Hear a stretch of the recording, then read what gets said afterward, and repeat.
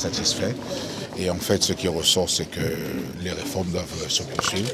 Et donc, ça va être la tâche du Gabon de faire en sorte que ces réformes puissent aboutir.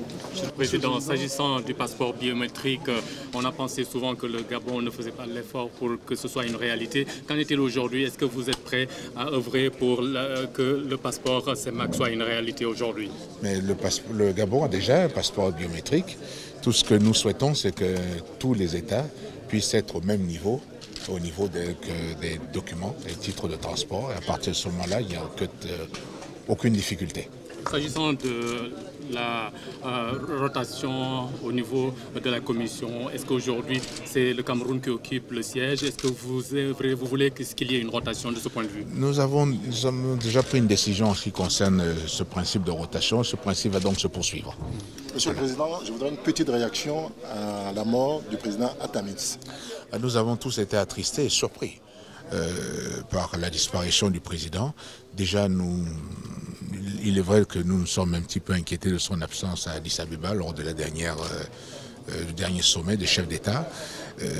Là, la réaction était vraiment avec beaucoup d'émotion que nous avons appris ce décès, d'autant plus que rien pour nous laissait présager qu'une chose comme ça devait arriver. Nous voulons encore une fois adresser toutes nos condoléances au peuple ghanéen et surtout assurer ce pays de notre total soutien. Merci. Merci. Bonjour, Monsieur le Président. Le sommet vient de se tenir. Est-ce qu'on peut avoir la teneur de ce qui aura été ce huis clos?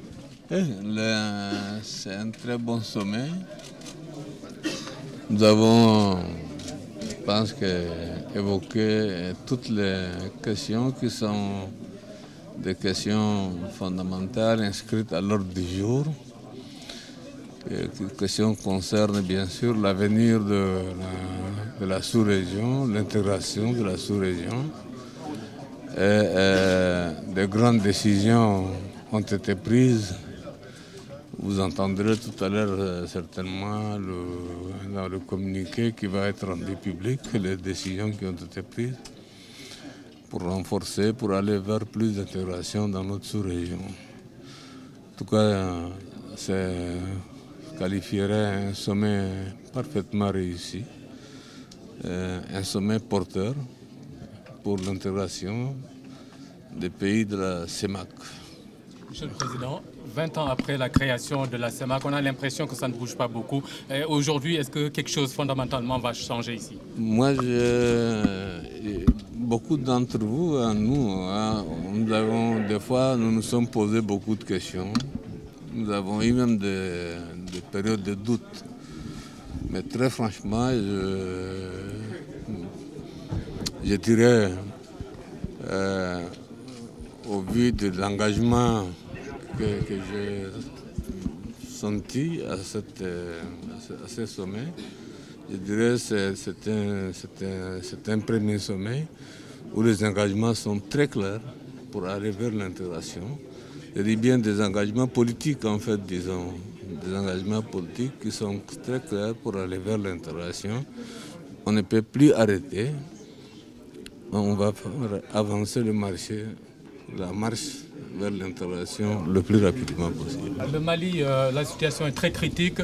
Combien de soldats êtes-vous prêts à envoyer là-bas quand on sait que beaucoup de pays aujourd'hui ont du mal à s'adapter au désert? Personne ne m'a demandé d'envoyer des soldats. Personne ne m'a dit qu'on allait envoyer non plus aussi des soldats. Mais vous êtes donc prêt à je le ne faire? sais pas. Je le ferai si c'est dans le cadre, en fait, disons, des Nations Unies. Je l'avais dit déjà, des Nations Unies et de l'Union africaine. Merci. Dans son allocution, le président de la Commission a présenté les grandes avancées entreprises dans la conduite du processus d'intégration de la CEMAC sur les 5 dernières années. Il s'est notamment appesanti sur l'état d'avancement du programme économique régional, de la libre circulation en zone CEMAC, de la mise en place de la compagnie aérienne Air CEMAC, des grands projets d'infrastructure d'interconnexion. Il a, avant de terminer son propos, salué la contribution déterminante des partenaires extérieurs de la CEMAC dans la conduite des projets communautaires. Prononçant le discours d'ouverture officiel des travaux de la conférence, le président en exercice de la CEMAC a renouvelé aux chefs d'État et au peuple de la sous-région sa gratitude pour la solidarité et l'amitié spontanément manifestées suite à la tragédie dont a été victime la République du Congo le 4 mars dernier. Rappelant que la conférence se tient dans un contexte de renaissance de la communauté, le président en exercice a indiqué que les dossiers soumis à l'examen des chefs d'État constituent une synthèse des principaux facteurs devant concourir à rendre les économies de la CEMAC plus performantes. Poursuivant son propos, le président en exercice de la CEMAC s'est appesanti sur les questions de financement des projets communautaires. Il a rappelé l'instruction formulée à l'adresse du président de la Commission et du gouverneur de la BEAC de soumettre à la conférence des propositions pour la mise en place, outre du Fonds émergent CEMAC, des mécanismes de mobilisation interne et externe de ressources devant financer les projets régionaux d'envergure, en particulier dans les domaines de l'agriculture et des infrastructures d'intégration. Abordant l'examen des points inscrits à l'ordre du jour, poursuivant ces travaux, la conférence a réaffirmé le principe de rotation intégrale au poste de dirigeants des institutions communautaires avec effet immédiat. Elle a décidé toutefois que le pays qui abrite le siège d'une institution communautaire ne peut prétendre occuper le poste de premier responsable de celle-ci. En outre, elle a décidé du principe d'un mandat unique non renouvelable. Par la suite, elle a procédé aux nominations au poste ci-après. La conférence a salué le travail accompli par l'ensemble des responsables sortants dans l'exercice de leur mandat. Elle a invité les responsables entrants et ceux en place à inscrire leur action dans le cadre de la transparence dans la gestion et du renforcement de la collégialité dans les prises de décision. Analysant les situations sociales, politiques et économiques sous-régionales et internationales, la conférence a salué la maturité de la classe politique et du peuple congolais, qui a permis le déroulement en cours d'élections législatives libres et démocratiques dans ce pays. Elle a réitéré la position de l'Union africaine sur la situation qui prévaut actuellement au Mali. Elle a par ailleurs exhorté la République gabonaise et la République de Guinée équatoriale à trouver une solution pacifique à leurs différends frontaliers par l'exploitation conjointe des ressources de la zone autour de l'île de Mbagné.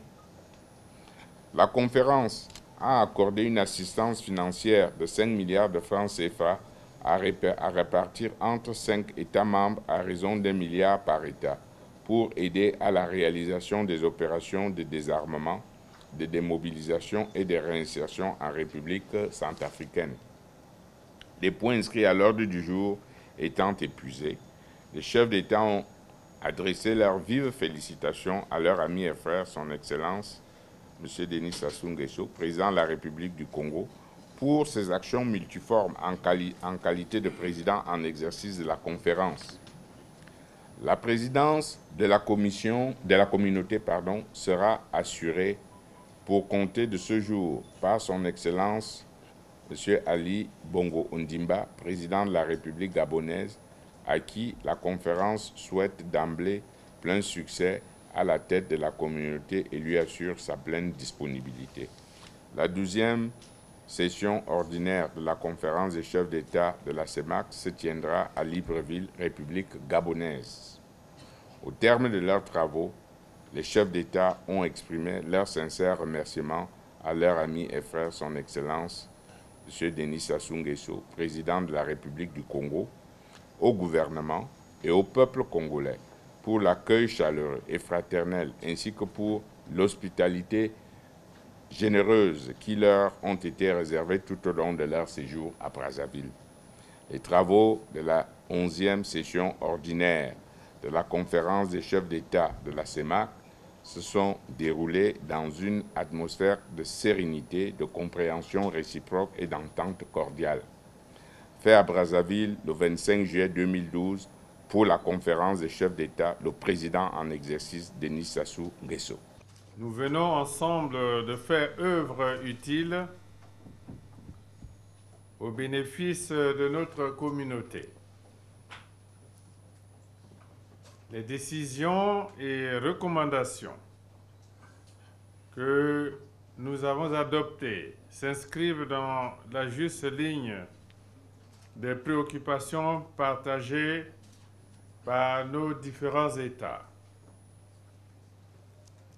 Elles nous confortent davantage dans notre conviction que notre destin s'assume collectivement.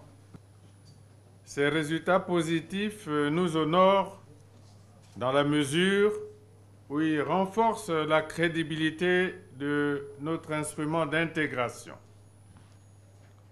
Je reste fermement convaincu que la consolidation des acquis économiques et la préservation du climat de paix au sein de la CEMAC doivent se conjuguer avec l'impératif de solidarité entre États membres, nécessaire pour asseoir une communauté véritable, axée sur la promotion de la citoyenneté, de la démocratie et de la paix.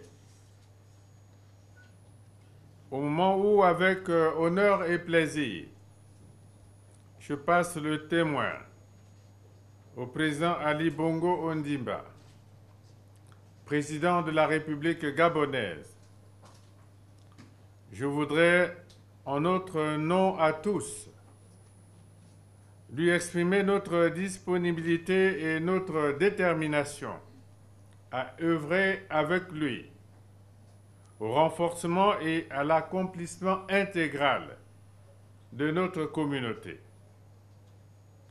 En vous remerciant de votre attention et en vous souhaitant bon retour dans vos pays respectifs, je déclare clos les travaux de la 11e session ordinaire de la conférence des chefs d'État et de gouvernement de la CEMAC.